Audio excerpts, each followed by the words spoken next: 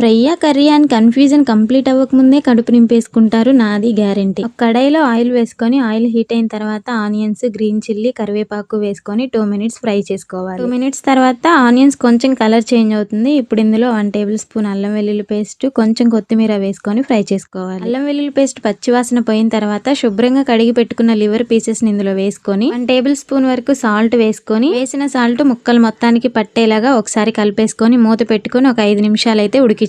5 నిమిషాల తర్వాత మూత తీసి ఒకసారి కలిపేసి 2 టేబుల్ స్పూన్ వరకు కారం, 1/2 టేబుల్ స్పూన్ వరకు జీరా పౌడర్, 1/2 టేబుల్ స్పూన్ వరకు ధనియా పౌడర్ వేసుకొని ఒకసారి బాగా కలిపేసి మూత పెట్టి ఒక 5-6 నిమిషాలు అయితే ఫ్రై చేసుకోవాలి. వెంటనే హై ఫ్లేమ్ లో పెట్టకుండా మీడియం టు లో ఫ్లేమ్ లో అడ్జస్ట్ చేసుకుంటూ అయితే ఉడికించుకోవాలి. 5 నిమిషాల తర్వాత ఆయిల్ ఇలా సపరేట్ అవుతుంది. ఆయిల్ ఇలా సపరేట్ అయిందంటే తినడానికి రెడీ అయినట్టే. గ్యాస్ ఆపటానికి 2 నిమిషాల ముందు కొంచెం కొత్తిమీర, పుదీనా వేసి కలిపేసుకుంటే మన రెసిపీ అయితే రెడీ అవుతుంది. వీడియో నచ్చితే లైక్ చేసి ఫ్రెండ్స్ కి షేర్ చేయండి.